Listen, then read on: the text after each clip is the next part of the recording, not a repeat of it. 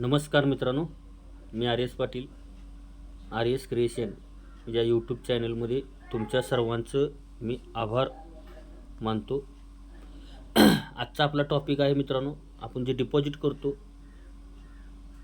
जर डिपॉझिट आपलं सक्सेस झालं नसेल तर आपण कस्टमर केअरला कशा पद्धतीनं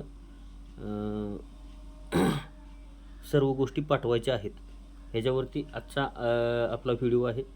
व्हिडिओ शेवटपर्यंत पहा, समजून घ्या आणि त्या पद्धतीनं प्रोसेस करा. तुमचं डिपॉझिट कधीच अडकणार नाही. तर मित्रांनो, चला मी BDGचं पेज ओपन करतो आहे.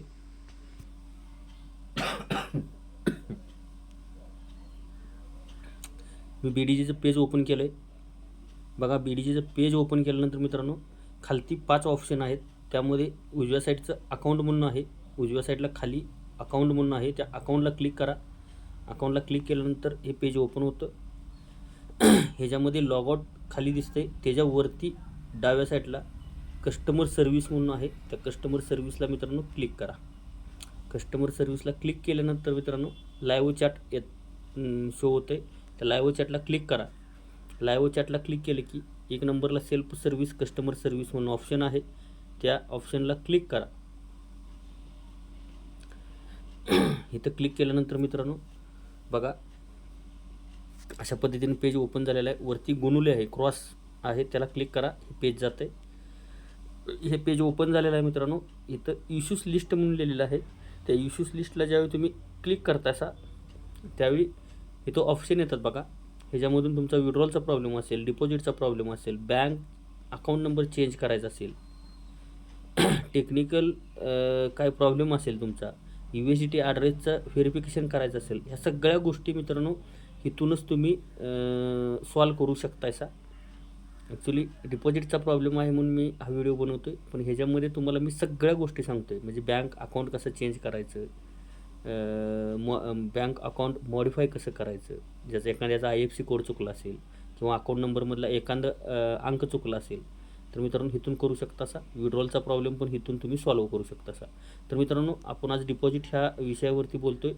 तर पहिल्या एक नंबरला आहे मित्रांनो डिपॉझिट नॉट रिसीव, त्याला क्लिक करा. ह्याला क्लिक केल्यानंतर ही लिस्ट ओपन होते मित्रांनो. ह्याच्यामध्ये इश्यूज लिस्टला आपण क्लिक केलं आहे. ह्यानंतर तुमचा BDGचा ID नंबर मागते. इथे तुमचा ID नंबर टाका. त्यानंतर तुम्ही किती रुपयेचं डिपॉझिट केलं तर अमाऊंट, ते अमाऊंट टाका. आता इथे UTR नंबर मागतो आहे. आता UTR नंबर कुठं असतो मित्रांनो, तर मी तुम्हाला माझं पेज मिनिमाइज करून दावतो. UTR नंबर कुठं असतो ते. फोनपेला जाऊया आपण. मी माझा फोनपे ओपन केलेला आहे. हिस्ट्रीमध्ये गेल्यानंतर बघायचं आपण मित्रांनो कधी डिपॉझिट केलं तर बघा, मी 1000 रुपयेचं डिपॉझिट केलेलं आहे. ह्याच्यामध्ये बघा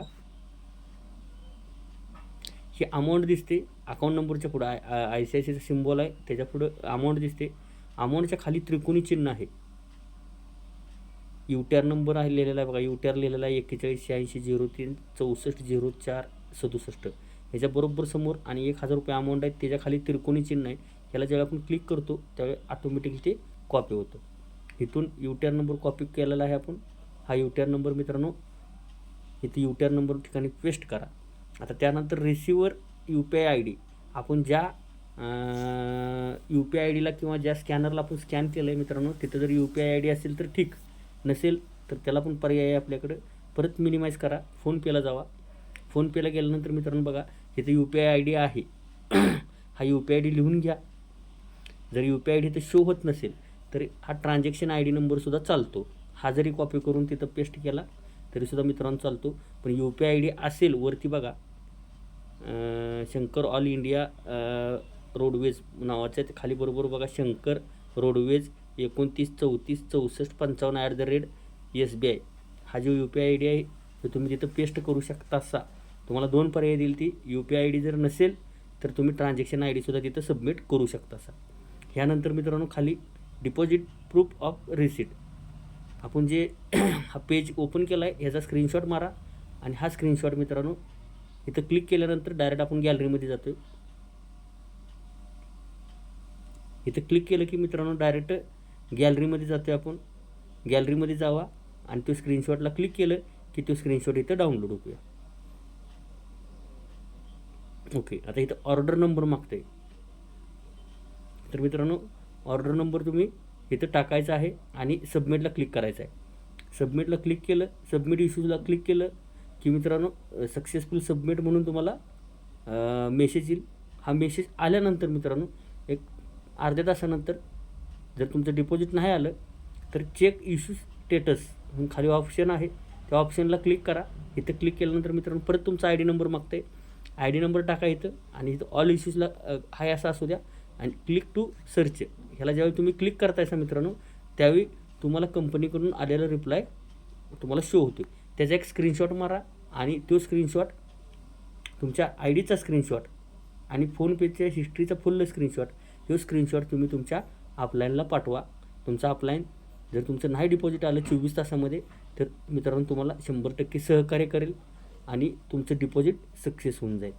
तर मित्रांनो अशा पद्धतीनं जर आपण डिपॉझिट केलं तर 100% आपलं डिपॉझिट सक्सेस होत आहे.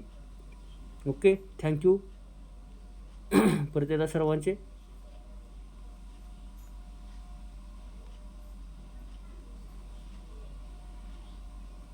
आजचा व्हिडिओ मी इथंच एंड करत आहे. बघा आत्तापर्यंत आपण डिपॉझिट कसं करायचं हा पण व्हिडिओ केलेला आहे. तो यूट्यूब चॅनलवरती आहे. यूट्यूब चॅनलला सबस्क्राईब करा मित्रांनो, लाईक करा, शेअर करा. तुमच्या मित्रांना, तुमच्या टीममधल्या सगळ्या लोकांना यूट्यूब चॅनल सबस्क्राईब करायला सांगा. ह्या यूट्यूब चॅनलवरती सर्व बिग डॅडीचे डिटेल्समध्ये व्हिडिओ तुम्हाला मिळतील. व्हिडिओ पहा मित्रांनो आणि त्या पद्धतीनं सगळी प्रोसिजर करा. तुम्हाला कुठेही अडचण येणार नाही. थँक्यू परत एकदा सर्वांचे धन्यवाद.